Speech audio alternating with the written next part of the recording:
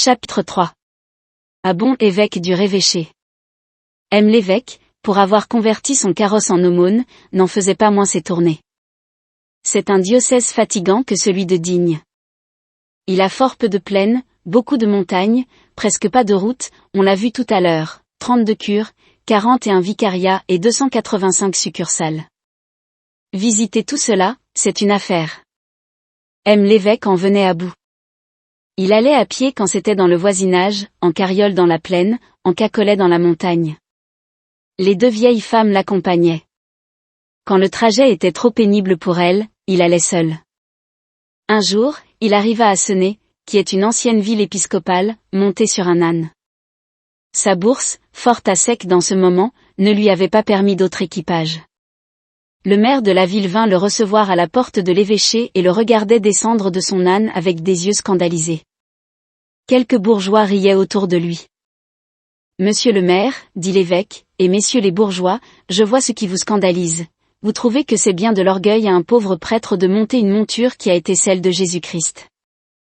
Je l'ai fait par nécessité, je vous assure, non par vanité. » Dans ses tournées, il était indulgent et doux, et prêchait moins qu'il ne causait. Il ne mettait aucune vertu sur un plateau inaccessible. Il n'allait jamais chercher bien loin ses raisonnements et ses modèles. Aux habitants d'un pays, il citait l'exemple du pays voisin. Dans les cantons où l'on était dur pour les nécessiteux, il disait : voyez les gens de Briançon. Ils ont donné aux indigents, aux veuves et aux orphelins le droit de faire fauchère leurs prairies 3 jours avant tous les autres. Ils leur rebâtissent gratuitement leurs maisons quand elles sont en ruine. Aussi, est-ce un pays béni de Dieu. Durant tout un siècle de 100 ans, il n'y a pas eu un meurtrier. Dans les villages à Proguin et à la Moisson, il disait : voyez ceux d'Embrun. Si un père de famille, au temps de la récolte, a ses fils au service à l'armée et ses filles en service à la ville, et qu'il soit malade et empêché, le curé le recommande au prône, et le dimanche, après la messe, tous les gens du village, hommes, femmes, enfants, vont dans le champ du pauvre homme lui faire sa moisson, et lui rapportent paille et grains dans son grenier.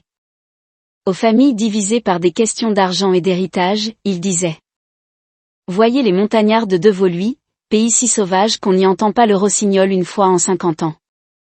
Eh bien, quand le père meurt dans une famille, les garçons s'en vont chercher fortune, et laissent le bien aux filles, afin qu'elles puissent trouver des maris.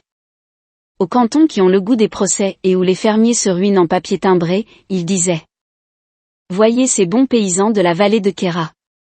Ils sont là 3000 âmes. Mon Dieu! C'est comme une petite république. On n'y connaît ni le juge, ni l'huissier. Le maire fait tout. Il répartit l'impôt, taxe chacun en conscience, juge les querelles gratis, partage les patrimoines sans honoraires, rend des sentences sans frais, et on lui obéit, parce que c'est un homme juste parmi des hommes simples. Au village où il ne trouvait pas de maître d'école, il citait encore ceux de Queyras. Savez-vous comment ils font ? Disait-il. Comme un petit pays de 12 ou 15 feux ne peut pas toujours nourrir un magistère, ils ont des maîtres d'école payés par toute la vallée qui parcourent les villages, passant 8 jours dans celui-ci, 10 dans celui-là, et enseignant.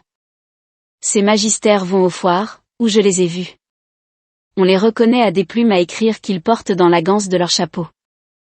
Ceux qui n'enseignent qu'à lire ont une plume, ceux qui enseignent la lecture et le calcul ont 2 plumes, ceux qui enseignent la lecture, le calcul et le latin ont 3 plumes.